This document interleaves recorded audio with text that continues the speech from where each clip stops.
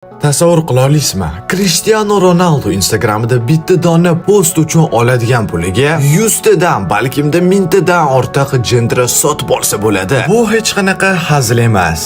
Bu fakt. Ha do'stlar, to'g'ri tushunganinglardek, bugun biz Cristiano haqida sizlarga 100 bitta siz bilgan va bilmagan faktlarni aytib beramiz. Bunaqa videoni nafaqat O'zbekiston, balkimda butun dunyoda hali hech kim qilmagan. Shuning uchun do'stlar, shunaqa yangiliklar bilan sizlarni hayratda qoldirishimiz uchun faqatgina sizdan like va obuna kerak. Va bir xillar bitta ajoyib savol berishsa mumkin. Nimaga aynan Ronaldo, nimaga Messi emas yoki siz Ronaldoni muxlisimisiz? Birinchidan, men Cristianoni muxlisi emasman, balkimda Antonining muxlisiman. Ikkinchidan esa men bu haqida aynan obunachilarimdan so'radim. Ya'ni-da Telegram kanalimda birinchi bo'lib shunaqa videoni Ronaldo haqida qilaymi yoki Messi haqidami deb so'raganimda ko'pchiliklar portugaliyalikni tanladi. Keyingi safar ham xuddi shunaqa so'rayman. Shuning uchun o'zingiz yoqtirgan o'yinchingizni bizning kanalimizda ko'rishni istasangiz, hoziroq Telegram kanalimga o'tib obuna bo'lib qo'ying. Va yana bitta narsa. Kelinglar bu videoda 2000 ta like yig'amiz va 90 ming ta obunachi bo'lamiz. O'shandagina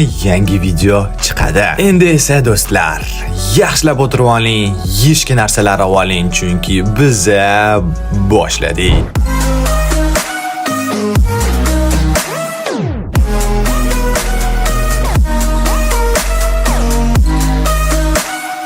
Ronaldo AQShning sobiq prezidenti Ronald Reaganning sharafiga ismi qo'yilgan. Bolaligida u taxikardiya, yurakning tez urishi bilan qiynalgan va buning uchun u operatsiya ham bo'lgan. Bu haqida o'tgan videolarimizdan birida aytib o'tganmiz. Uning ota-onasi shunchalik qashshoq bo'lishganki, unga butsa ham olib berisha olmagan va shuning uchun Cristiano karyerasini oyoq kiyimsiz boshlagan. Bolaligida uning eng yoqtirgan ovqati baliq bo'lgan. Sporting akademiyasida u qo'shimcha pul topish uchun pol artgan. Bu faktni to'g'risi o'zim ham eshitib, juda ham ta'sirlanib ketdim. 12 yoshida yana bir bor Sporting akademiyasida o'ynash uchun Madeira shahridan ketib, Lisabonga bitta o'zi ko'chib o'tgan va uning so'zlari bo'yicha u yolg'izlikdan juda ham qiynalgan. 15 yoshida esa u Sportingning asosiy tarkibi bilan shug'ullangan eng yosh futbolchiga aylangan. U ishtirok etgan har bir rasmiy musobaqada gol urgan yagona futbolchi. 2013-yilda u bir yilda rekord darajada 69 ta gol urgan. U Angliya, Ispaniya va Italiyada chempionlikni qo'lga kiritgan birinchi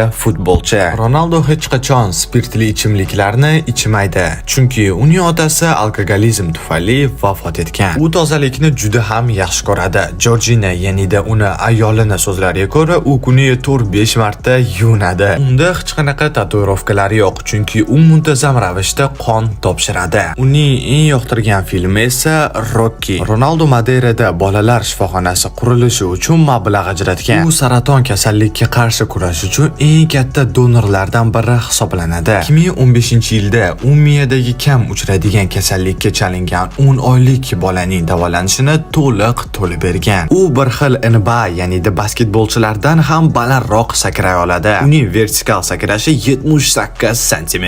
Ronaldo uzoq uyqu o'rniga kuniga 5 marta qisqa muddatli uyqu bilan dam oladi. Uning to'pga zarba berish tezligi 130 km/soatdan oshadi. Bu faktni menimcha aniq eshitmagansiz. 2015-yilda uning sharafiga asteroid nomlangan. Asteroid Ronaldo. Gap yo'q lekin bunaqasiga. U Chempionlar Ligasida 100 ta gol urgan birinchi futbolchi. Ronaldo yana bir bor shu turnirda 7 ta mavsum to'p urar bo'lgan yagona futbolchi. U o'zining eng baland golini Juventus safida Sampdoriyaga qarshi o'yinda urgan. Uning sakrashi 256 metrni tashkil qilgan. Ronaldo Yevropa chempionatining 5 xil musobaqasida 2004-yildan 2020-yilgacha gol urgan birinchi futbolchi. 2021-yilda u futbol tarixidagi eng yaxshi to'prar bo'ldi. Josef Bitsani ortda qoldirib, u 4 yil ketma-ket 2011-yildan 2014-yilgacha har yili 60 tadan ortiq gol urgan. Manchester United'dagi ilk golini Portsmouthga qarshi o'yinda jarima zarbasidan urgan. Tasavvur qila olasizmi?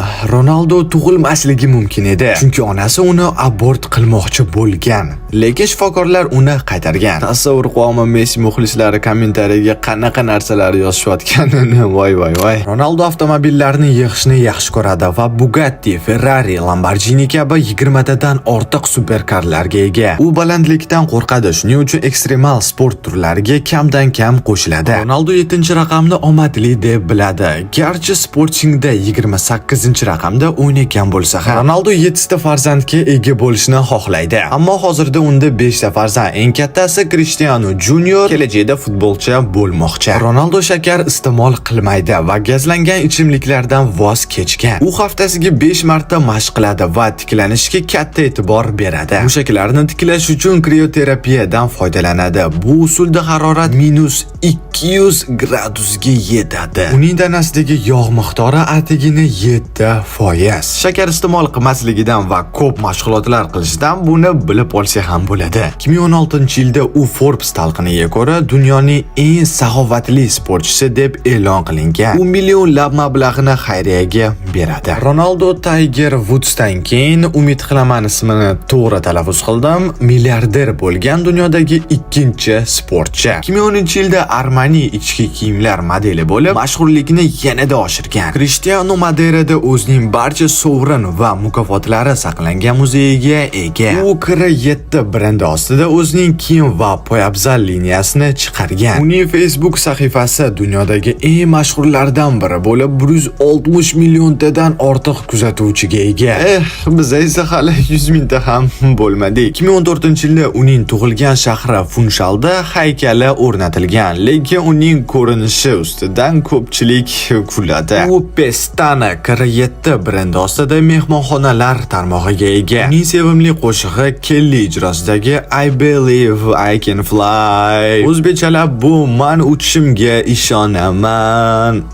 Bo'ldi. Ronaldo video o'yinlar, ayniqsa FIFA o'ynashni juda ham yaxshi ko'radi. Mana videoni yarmiga ham yetib keldi. Endi keling kichik suhbat qilamiz. Ko'pchilik bilsa kerak, bizning Instagram kanalimiz ham bor. U yerda biz 190 mingtamiz. YouTube'da esa yaqinda 100 mingta bo'lamiz. Lekin hamma ham bizning Telegram kanalimiz borligini bilmaydi. Ammo YouTube'da yoki Instagramda video chiqmasa, Telegramda biz har doim sizlarni yangiliklar bilan, faktlar bilan qo'llab-quvvatlaymiz. Qiziqarli o'yinlar bo'lsa, televizorlarda u o'yinlarni ko'rsatmasa, qayerda ko'rishni ham aytib o'tamiz. Qisqacha gapiradigan bo'lsam, rostdan ham Telegramga juda ham ko'p mehrimni beraman. Agar mana shu videoni ko'rayotgan odamlarning hammasi hoziroq Telegramga kirib, bizning kanalimizga obuna bo'lib qo'ysa, ishoning, mendan baxtli odam bo'lmaydi. Va eng muhim narsa, har doimdek u yerda hech qanaqa harom narsalar reklama qilmaymiz. Shuning uchun sizga kommentariyada havola qoldirib ketdim. Agarda havolaga bosgis kelmasa, Telegramga kirib jonim futbolim deb yozadigan bo'lsangiz, birinchi bo'lib bizga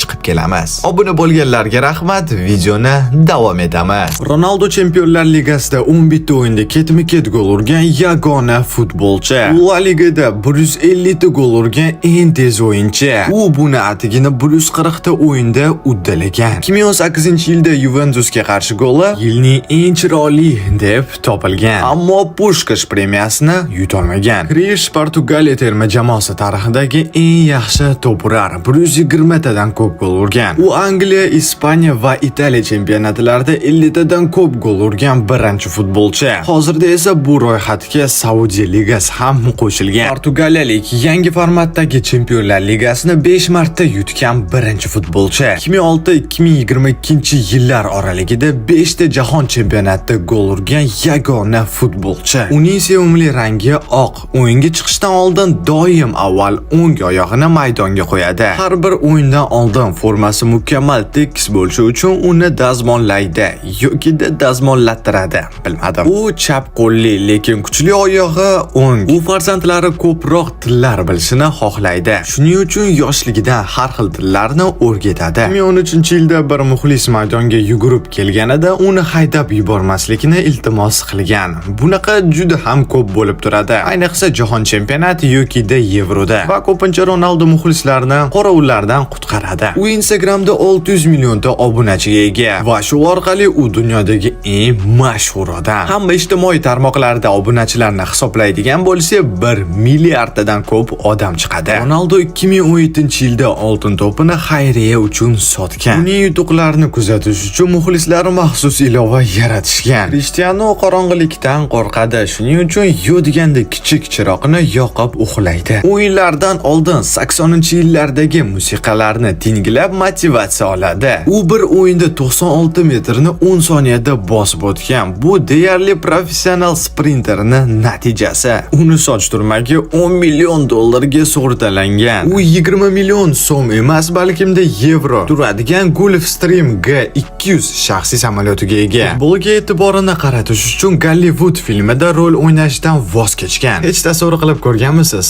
Ronaldo filmda Portugaliyalik 2012-yilda Indoneziyada maktab qurish uchun mablag' ajratgan. U hayvonlar himoyasi uchun xayriya dasturlarini qo'llab-quvvatlaydi. 2016-yilda oltin butsasini sotib Gaza shahrida shifoxona qurdirgan. Uning onasi hayotidagi eng muhim inson. U doim u bilan maslahatlashadi. Ronaldo Usain Bolt bilan do'st bo'lib, u unga tezlik borasida ilhom beradi. Cristiano yoshligidagi o'rtoqlardan birini o'z menejeri qilib olgan. Ronaldo braziliyalik Ronaldo o'yinidan ilhomlangan. Uning eng sevimli stadioni Santiago Bernabeu. U kelajakda o'zining futbol klubiga ega bo'lishni orzu qiladi. 2015-yilda dunyoning eng ko'p maosh oladigan sportchisi bo'lgan. Uning Madeiradagi haykali orolning eng mashhur sayyohlik maskanalaridan biri. U dunyoda keng tarqalgan kira 7 parfyumeriya brendiga egalik qiladi. Ronaldo FIFA o'yinining banneriga ketma-ket 3 yil tushgan birinchi futbolchi. U tennis o'ynashni yaxshi ko'radi va ba'zan professional tennischilar bilan shug'ullanadi. Uning maydondagi reaksiya tezligi shunchalik yuqori bo'lib, u qarorni atigi 0.3 soniyada qabul qilishi mumkin. Ronaldo Portugal, ispan va ingliz tillarida bemalol gaplasha oladi. U tarixdagi eng ko'p hat-trick qayd etgan futbolchi. Uning futbolchilik davridagi eng yuqori bozor qiymati 150 million yevrodan oshgan. Ronaldo o'zining birinchi million yevrosini 24 yoshida ishlab topgan. Uning 2010-yildagi soch turmagi minglab muxlislarni unga taqlid qilishga ilhomlantirgan. U $1 million dan qimmatbaho soatlarni taqib yuradi. Uning kiyimlari faqat shaxsiy buyurtma asosida tikiladi. Ronaldo farzandlarini o'z muvaffaqiyatlarini o'zlari yaratishlarini kerak deb hisoblaydi. Uning onasi har yili uning tug'ilgan kuniga maxsus taom tayyorlab beradi. 2008-yilda uning Chempionlar Ligasi finaldagi goli turnirning eng yaxshi goli deb topilgan. 2016-yilda jarohat olganiga qaramay Portugaliyani Euro 2016da g'alabasiga ruhlantirgan. Ronaldo kelajakda faoliyatini Portugaliyada yakunlashni orzu qiladi. U doimo muxlislariga minnatdorchilik bildiradi va ularni o'z oilasining bir qismi deb biladi. Siz esa futbol oilasiga qo'shilish uchun bizni kanalimizga obuna bo'lib qo'ying. Va nihoyat bu videoni yakunladim. Meni bemalol kommentariyada tabriklasanglar bo'ladi. To'g'risini aytsam, bunchalik ko'p vaqt bunaqa video qilish uchun ketadi deb o'ylamagan edim. Lekin faktlarni topish o'ylaganimdan ko'ra qiyinroq ekan. Ammo umid qilamanki, bu video sizga yoqdi. Va bo'ldi do'stlar, keling quiz qilamiz. O'tgan safardagi o'yinchini har doimdek ko'p odamlar topdi. Albatta bu Jude Bellingham edi. Keling bu safar sal yana qiyinlashtiramiz. Mana shu o'yinchini topalasizmi? Har doimdek bizni kanalimizga obuna bo'lgan, bu videoga like bosgan va birinchilar qatorida to'g'ri javobni yozgan odam keyingi videoda chiqadi. Agarda Ronaldo haqida yanada ko'proq fakt bilishni istasangiz, unda Telegram kanalimga xush kelibsiz. Endi esa sizlar bilan xayrlash vaqti keldi. Jamoalarga har doimdek g'alaba tilab qo'yaman, sizga har doim sog'lik tilab qo'yaman. Sog' bo'ling, salomat bo'ling.